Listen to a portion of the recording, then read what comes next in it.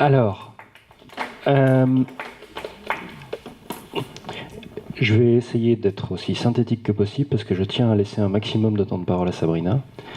Parce que je suis ce qu'elle raconte depuis un petit moment sur les questions sur l'état épouvantable des hôpitaux et du système de santé dans son ensemble, et donc je vais m'efforcer d'être synthétique. Après, on pourra revenir sur tel ou tel sujet si vous le souhaitez, plus en détail dans les discussions. D'abord, un élément de cadrage général. Ce qui est en train de se passer sous l'égide de l'Union européenne, tu le rappelais à l'instant, ce sont des politiques qui sont conduites sous l'égide de l'Union européenne et qui sont donc en pilotage automatique, quel que soit le gouvernement. Ce sont des orientations qui sont adoptées au niveau de la Commission européenne, du Parlement européen, etc. C'est une politique générale budgétaire d'austérité. On doit baisser les dépenses publiques. Alors, le prétexte invoqué, c'est parce que ça nous permettra d'arriver à l'équilibre. Objection immédiate, on peut parfaitement arriver à l'équilibre budgétaire, voire à l'excédent, par une réforme fiscale qui augmente les recettes. Et en finissant de bien racler tout ce qui est évasion fiscale, exode fiscal, fraude fiscale, etc.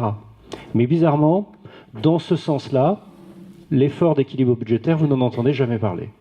Alors que, je le répète, on peut aussi simplement augmenter les recettes budgétaires, notamment en remettant les niveaux d'imposition des plus riches au niveau qui existait, par exemple, au début des années 80. La preuve que ça existait, c'est que ça existait du temps de ce monstrueux gauchiste Giscard d'Estaing. Vous voyez ? Donc, premier point. Il y a ce cadrage général d'austérité. Tu dois, les 10 commandements, en quelque sorte, tu dois baisser la dépense publique. D'accord ? Et tu convoiteras le service public de ton prochain aussi. C'est un autre commandement.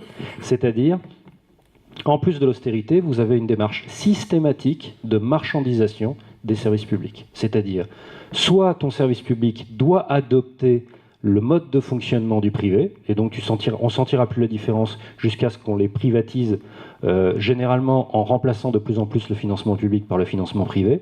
Et là, je vous parle de quoi ? Confère la réunion précédente sur l'éducation, je vous parle du processus de Bologne et des directives européennes, enfin des orientations européennes qui consistent effectivement à, je cite la vulgate des institutions européennes, je le répète parce que c'est quand même consternant, il s'agit de sortir les établissements d'enseignement supérieur de la dépendance envers le financement public. C'est joliment dit, il fallait le trouver, hein, honnêtement.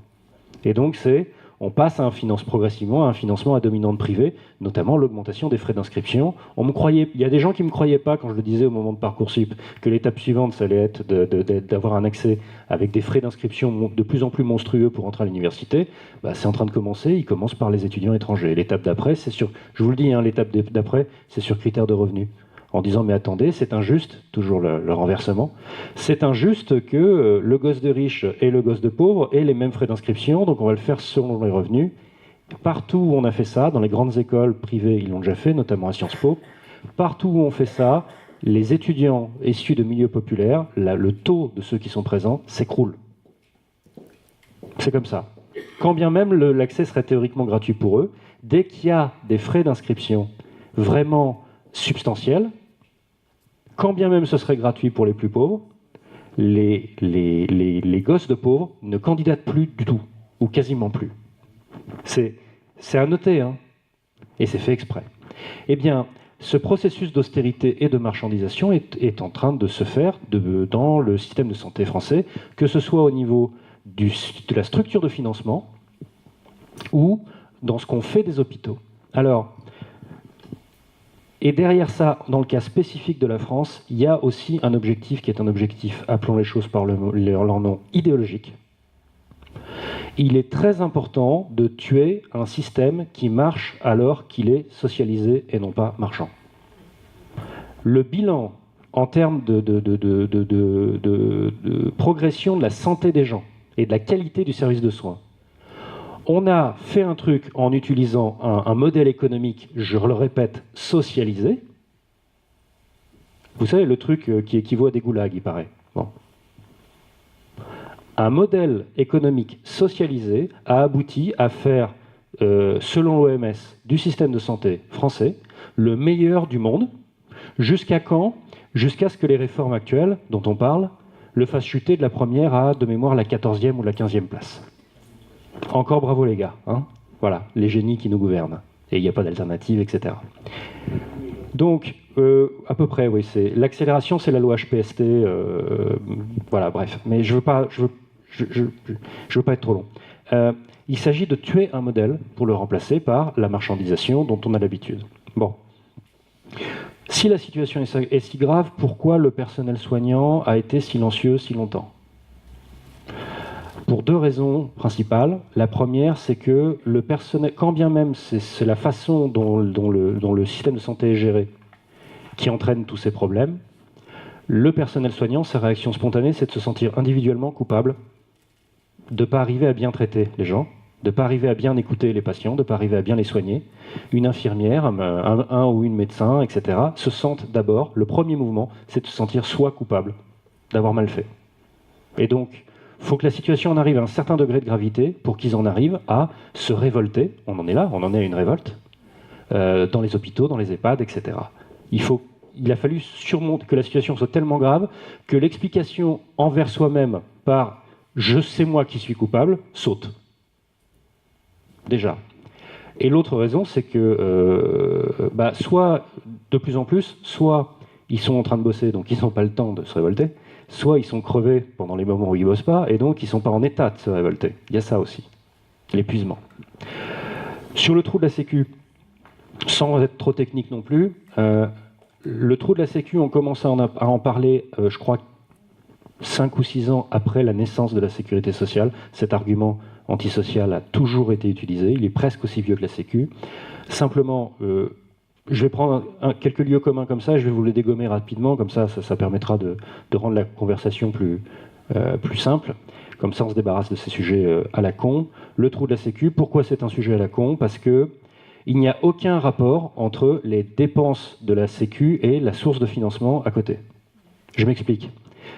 Les dépenses de la Sécu, de la Sécu au sens de la branche santé, ça dépend des besoins de santé des gens. Bon. Et de combien ça coûte en termes de progrès techniques, d'appareils, etc. Bon. Les recettes de la branche santé de la Sécu, ça dépend de quoi ? Ça dépend de l'état général de l'économie française. Donc il n'y a aucune, et du niveau auquel on met les cotisations, les impôts, etc.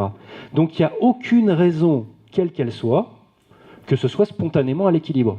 Et pour que cette explication soit bien claire, je vais prendre l'exemple des pompiers. L'activité des pompiers dépend des besoins, il y a des incendies, il y a des gens qui ont des problèmes où ils ont besoin d'une intervention à domicile, etc., etc. Et par ailleurs, les pompiers, leurs activités sont financées par un budget public. Alors il se trouve que ce n'est pas du tout à l'équilibre. Personne ne parle de trou des pompiers. Vous voyez à quel point c'est débile ? Voilà. Ensuite, sur l'idée qu'on dépense trop, c'est faux. On est dans la moyenne haute des pays riches européens, c'est vrai, moyenne haute, mais moyenne quand même. En plus, nos dépenses ne sont pas en train de monter en flèche, c'est pas vrai, elles sont stables depuis plusieurs années, depuis au moins 10 ans, autour de, à la louche, 11-13% du PIB, donc en fait on est stable. Il ne faut pas que vous imaginiez qu'il y a un gouffre, et ensuite on est pour ou contre le gouffre, c'est pas vrai, c'est stable. Et les pays, notamment les États-Unis, les pays riches où c'est massivement un système privé, ont des dépenses de santé plus élevées que les nôtres. Donc dire « oh là là, ça coûte trop cher », bon bah c'est simple, on va marchandiser ça, on va donner plus de poids au privé, c'est-à-dire aux assurances, aux cliniques, etc. Bah, plus vous faites ça, plus vous vous rapprochez du système américain qui coûte plus cher à proportion de la richesse du pays. Donc c'est bidon aussi. Sur l'idée que le privé soit plus efficace, par ailleurs, deux choses. Un, les frais de gestion des assurances sont plus élevés que les frais de gestion de la Sécu. Donc c'est pas vrai. Et en plus de ça, pourquoi les cliniques seraient soi-disant plus rentables, c'est-à-dire en clair l'équilibre entre leurs dépenses et combien de patients ils arrivent à traiter et les actes qu'ils arrivent à faire, c'est un équilibre plus satisfaisant, ce qui reste à prouver, que les hôpitaux. Il y a un argument qui est toujours oublié. Quand je suis une clinique, je choisis qui rentre. Je peux parfaitement dire, et c'est ce qui se passe, « Ah non, ça nous, dans la clinique, on ne le fait pas. » Pourquoi ils ne le font pas ? Parce que ce n'est pas rentable. À l'hôpital, par contre, vous vous pointez aux urgences, ils ont le devoir de vous prendre en charge. Ils ne peuvent que vous dire, là, il y a un type d'acte qu'on ne fait pas, on vous oriente vers un autre établissement, mais ils doivent prendre tout le monde.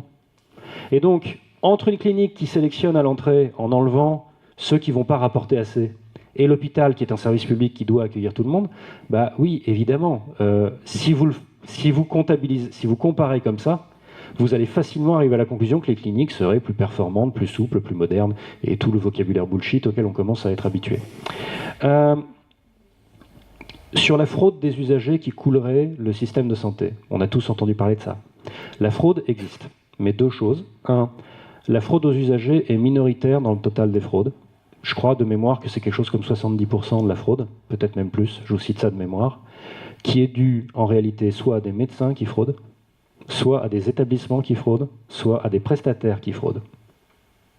La fraude aux usagers est minoritaire dans la fraude. Et par ailleurs, le total de fraude, ça représente, mais rien en pourcentage par rapport au total des dépenses d'assurance maladie. Donc on nous bassine avec ça pour mettre tout le monde en situation de « je me sens coupable » ou soupçonné, etc. Mais ça ne pèse rien par rapport au total. Vous voyez ? Pareil, dans les autres façons de culpabiliser, on vous dit il y a un abus des urgences. Les gens abusent des urgences. Généralement, c'est des gens qui sont moins malades que la moyenne et plus riches que la moyenne qui vous disent ce genre de sornettes. C'est des gens qui fréquentent moins les urgences. Bon. Et là, deux choses. Un, on ne choisit pas d'aller aux urgences. Quand vous avez une douleur aux dents, par exemple, qui vous prend en pleine nuit et que c'est absolument épouvantable, il y a des chances que vous vous présentiez aux urgences. Ouais. Vous n'avez pas choisi. Bon. Et le total du budget des urgences ne pèse, là encore, quasiment rien par rapport au total des dépenses d'assurance maladie. Donc ce n'est pas ça non plus qui créerait des dépenses soi-disant excessives. Je dis soi-disant puisqu'on a évoqué tout à l'heure qu'elles ne le sont pas excessives. Deux autres points. Une saloperie absolue et une autre saloperie absolue. Alors, la première saloperie absolue, c'est la responsabilisation des patients. Vous avez entendu cette expression, elle se banalise et on n'y fait plus attention en se disant oui, c'est vrai, il ne faut pas que les patients abusent, aillent trop facilement chez le médecin, etc., etc. Alors, premier élément, on ne choisit pas d'être malade. Deuxième élément, je mets au défi qui que ce soit de me donner une preuve, n'importe laquelle, des statistiques comparées, tout ce que vous voulez, qu'il y aurait un abus de consommation de soins en France. Je demande une preuve. C'est simple, il n'y en a pas. Il n'existe pas de preuves statistiques à l'heure actuelle. Regardez, ça me prouve que les Français abusent de l'offre de soins à leur disposition. C'est un préjugé, et comme tous les préjugés, il ne repose sur aucune preuve. Zéro. À pas les seuls qui essayent de vous dire si ça existe, ça donne écoutez, on le voit bien, les gens savent bien que, etc., c'est-à-dire des préjugés.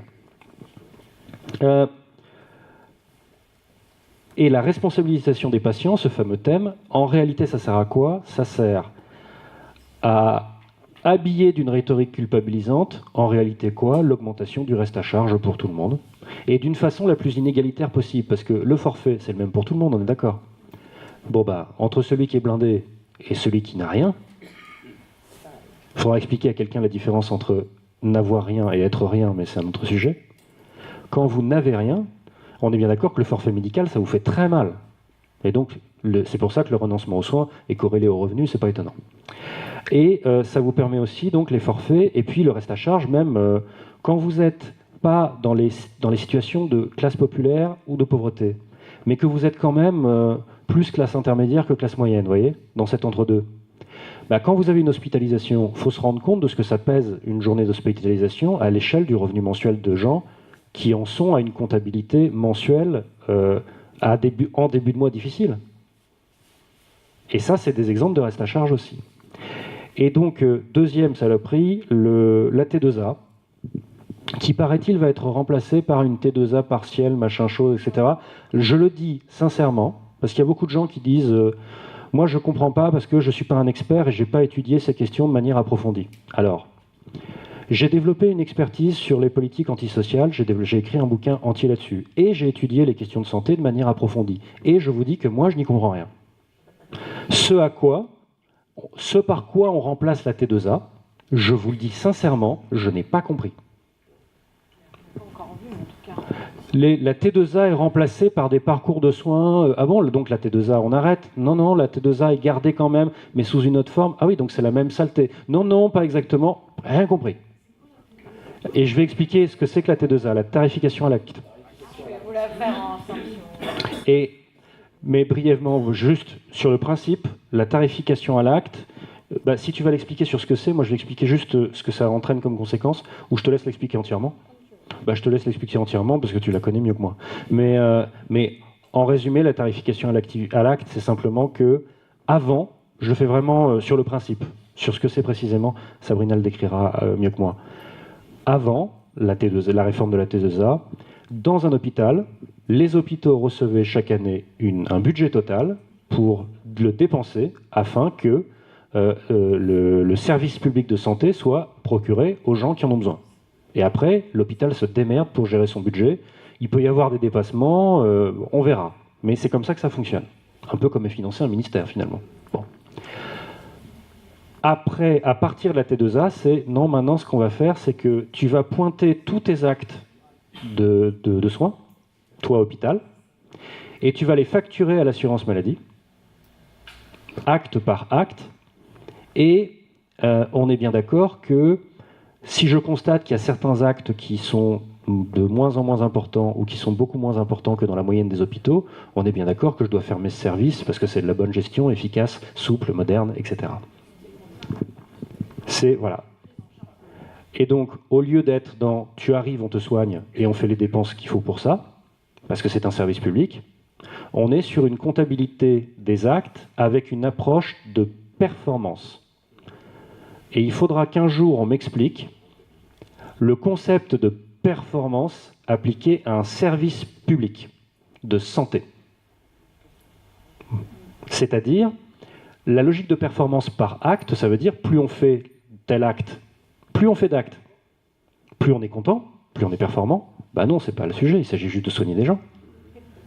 Et par ailleurs, parmi les actes, plus on en fait qui coûtent, plus l'hôpital est à l'équilibre.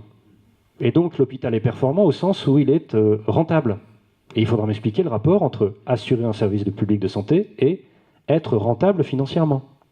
Et donc la T2A, c'est convertir le service public de santé à la logique marchande, par une soi-disant réforme technique à laquelle la plupart des gens, et je le comprends parfaitement, n'y comprennent pas grand-chose. Et donc, c'est comme ça qu'ils ont fait. Voilà, je ne fais pas plus long, j'avais promis, et je passe la parole à Sabrina.